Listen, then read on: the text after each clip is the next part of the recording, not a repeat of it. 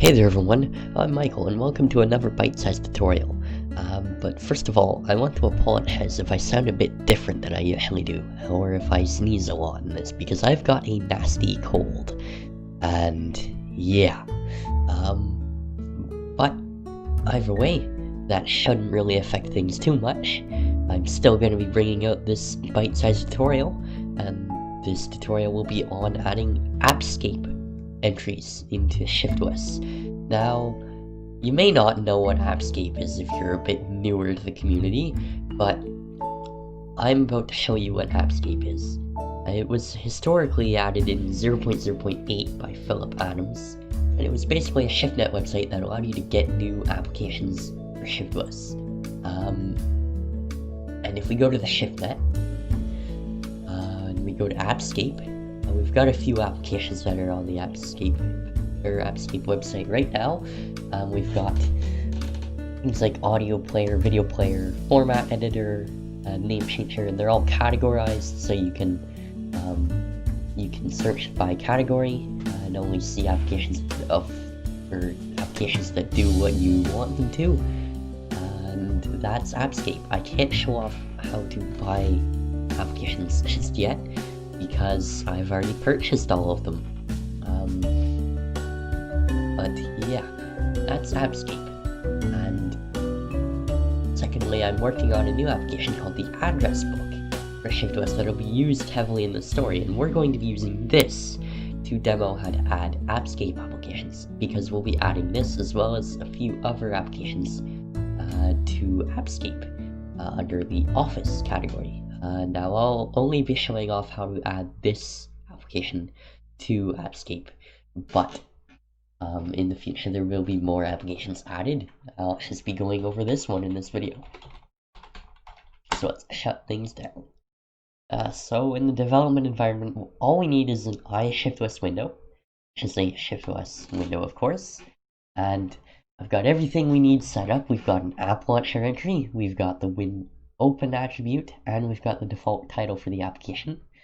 I've got all the methods implemented. Everything is good to go. This application works. Right now you can get this application without any upgrades. It'll come as soon as you get ShiftOS. We don't want that. Now, of course, the naive approach to getting this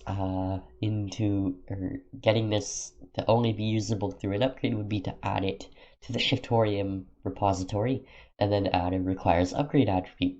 However, we want this application to be on Appscape, not Shiftorium, so we can't do that. However, we can add an Appscape entry attribute.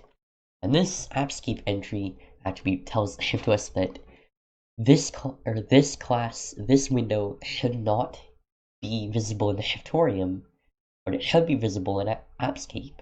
It should only be used if that Appscape entry has been bought from Appscape. So before it can do that, of course, we need to fill in a few values. First things first, the application's name. Well, that's simple. Address book. Next, we need to describe the application, much like we would a Shiftorium upgrade. Add and edit your contacts within the digital society in an easy-to-use application. Now we get to set a download size for this application. Now, since Appscape is a ShiftNet website, well, all the applications are stored on the ShiftNet, of course. So we want to limit the speed at which the application is installed by giving it a download size. And the way this will work is users can get different ShiftNet service providers that offer different download speeds. And this download size will basically tell ShiftOS how fast the application should be downloaded. And just a heads up, I may sneeze pretty soon. But this download size is in bytes, so if we wanted to make this a relatively small application. We could just do 1024 bytes, and that'll download in about 4 seconds with no HipNet service provider other than the free one that comes with ShiftOS. But yeah, now we get to set a cost in code points. So I will be going with 750. Now, Appscape entries will be costing a lot more than Shiftorium upgrades because they are full applications, so just be wary of that. Now, what we need is dependencies. There won't be any dependencies for this guy, so we'll move straight on to category, and that is simple. Office. That tells Appscape where the application should be stored in the system. So if we run the application,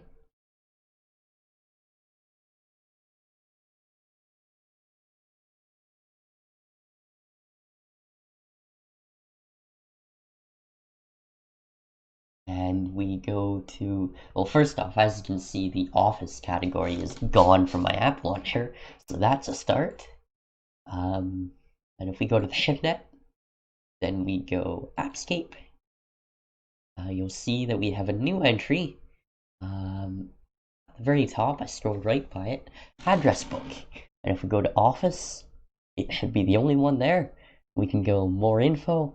It tells us the dependencies for the application. There are none. So it'll say no dependencies, and we can buy it. And it'll ask us if we want to purchase the address book from Appscape for 750 code points. I'll say yes. And we get a nice, kind of bugged out installer, but it does work. And now we have successfully installed the address book. So we can close out of this. And now the Office category is back, and we have the address book. So that is how to add new Appscape entries. Now, the way the Appscape system works is your Appscape entry is really just a Shiftorium upgrade. So if you wanted to add Shiftorium upgrades to your application, all you have to do is, well, the name of your application. If you remember, we named our application address book. Well, since it becomes a Shiftorium upgrade, we can have upgrades depend on this application. So for the ID of the application's upgrade, or for the ID of the application, it is simply its name in all lowercase with spaces replaced by underscores, just like a regular Shiftorium upgrade name. So if you want to add upgrades for your application, just add your application's ID as a dependency, and the upgrade will only be available once the user installs the application from Appscape. Anyways, I've been Michael.